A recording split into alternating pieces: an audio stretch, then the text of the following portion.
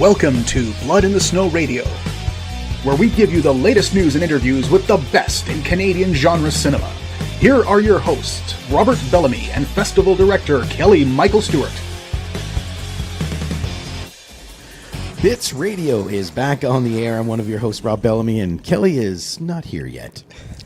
We'll let people draw their own judgment from that. I'd like to get you to introduce yourself and the project that you're with. Sure. I'm Alex Vance. I'm a writer-director, and my project is Cryptid. Cryptid, and it's part of the Horror Lab, isn't it? It is. Yes. Tell me a bit about that process, because it's, well, I say fairly new, but it's been around for a few years. Mm-hmm. But it's always interesting to hear how people go through it. Yeah, it's a crazy intensive lab. Like, you kind of hit the ground running from when you start, but it's incredible. I loved it.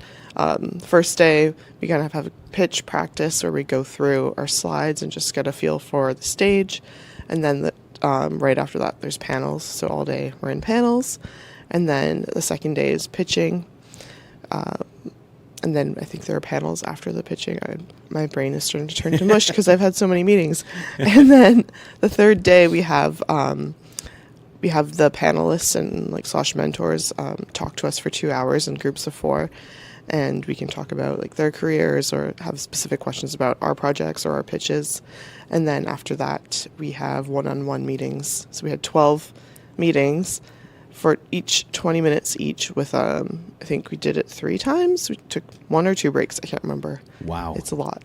Like you said, you hit the ground running.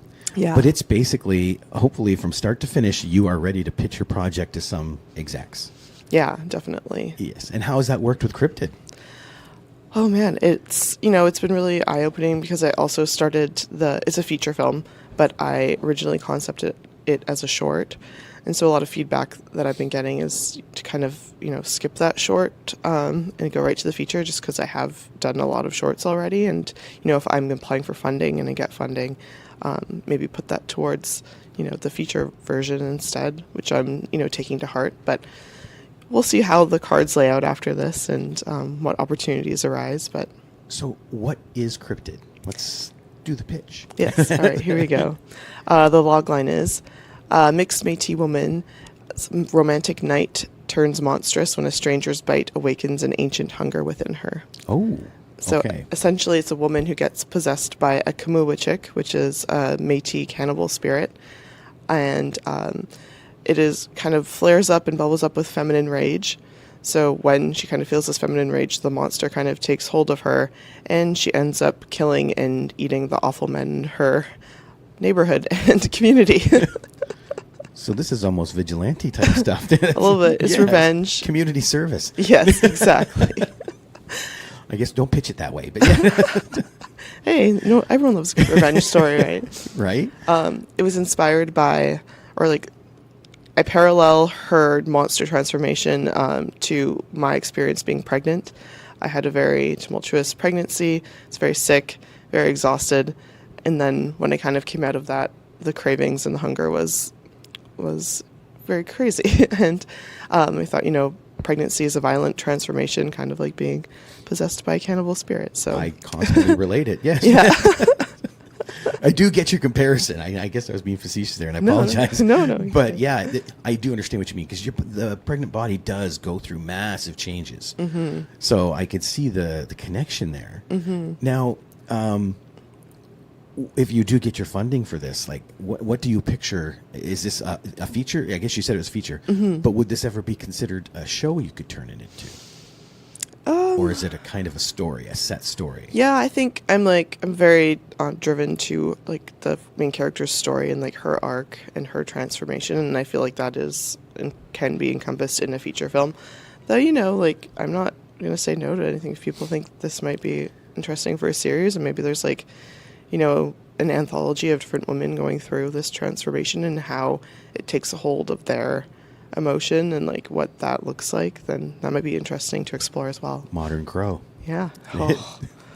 I just watched that movie for the first time this year. The original? Yeah. Oh, isn't that a great movie? Oh my God. It I didn't know what to expect. I know it kind of, sensationalized, not sensationalized, but it influenced a lot of pop culture from that time on and forever. But, it's iconic, and like it holds up, and Brandon's just amazing in that, and it's so tragic what happened. But it does fit your idea, because it is about that transformation and, well, I guess revenge, for lack of a better word. But yeah. So it could very well be, especially if you went, see, you don't even have to look at television for that. You could have movie.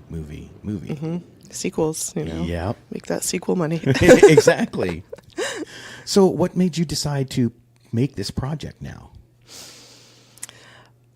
So last year when I was pregnant, I made 4 short films, because I was crazy and thought that I would never do anything again after I had a baby. Just completely untrue.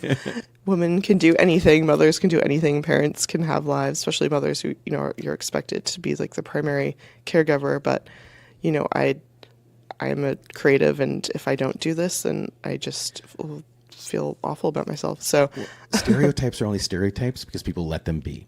Exactly. So, there you go. You can fall into that stereotype, and like I would never judge anyone, because being a parent is so time consuming and hard. But I've worked really hard in my career to like get where I am, and I just wanted to do another project. And I actually submitted this to the Vancouver Horror Show BC Screenwriters Program this year, and it's their inaugural year. And I just kind of went in being like, I want to submit one short film or like one short script and see if I get in. And then I kind of just came up with this idea really quickly and wrote it and got in. And then I had a friend that went to BITS, I think last year, the year before, and he raved about this program. So I was like, I really wanted to come here the last couple of years.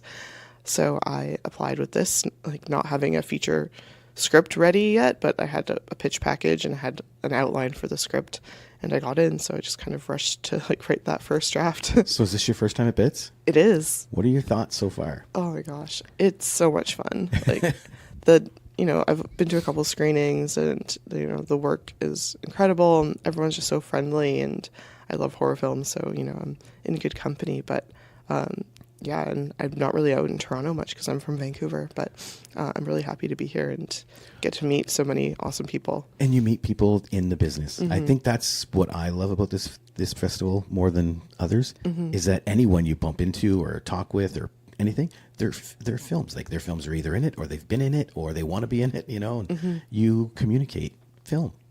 Exactly. So that's excellent. I hate that. There was a question I was holding on to, and I got to the end and I forgot it. So you had mentioned you had done other shorts.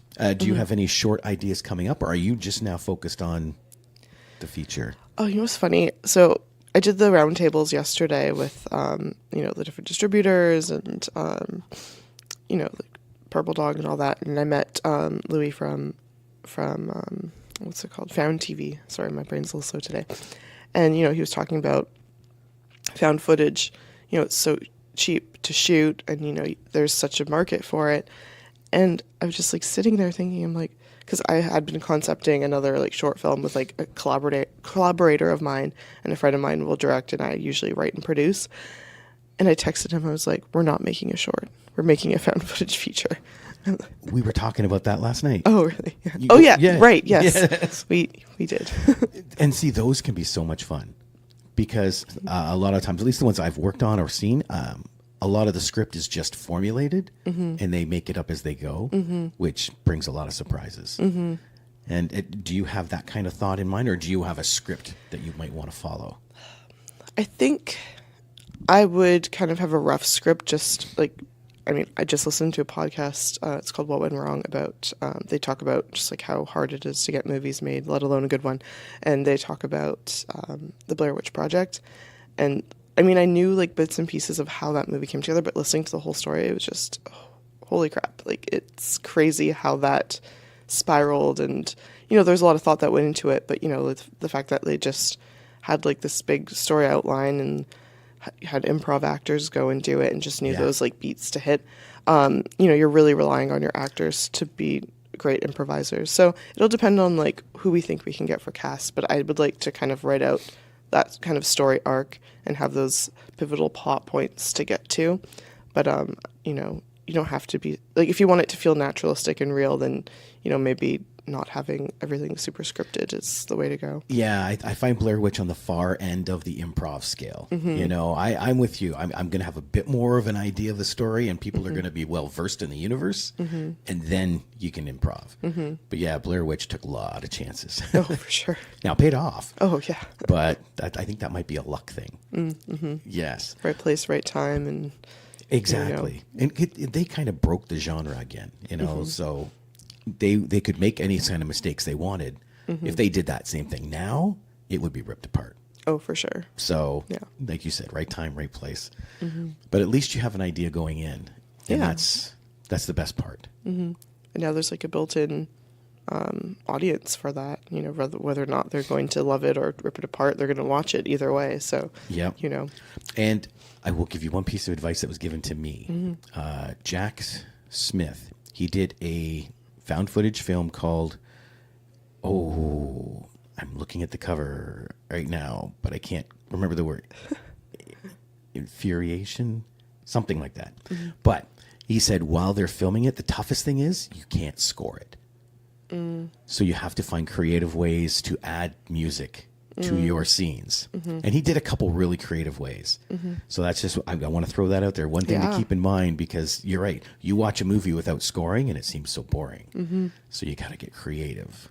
Yeah, I'm trying to think, like, did Paranormal Activity have a score? I don't think so. No. At least the first one didn't. No. It built up a lot of tension, too, which was cool. And then you rely on your sound design to really kind of punch it up. Right? Exactly. So yeah, maybe Jack's wrong. Maybe you don't need scoring. Ignore everything I just said.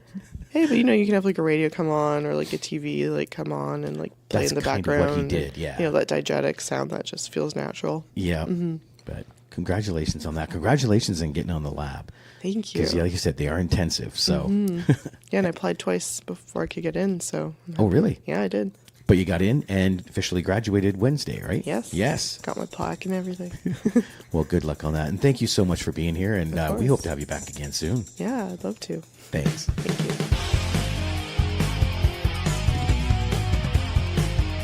you. Join us next time for Blood in the Snow Radio.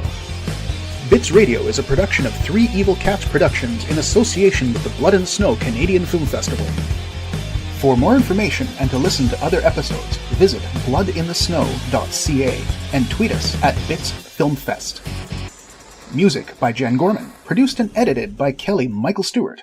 I am Eduardo Correa Lima. Till next time.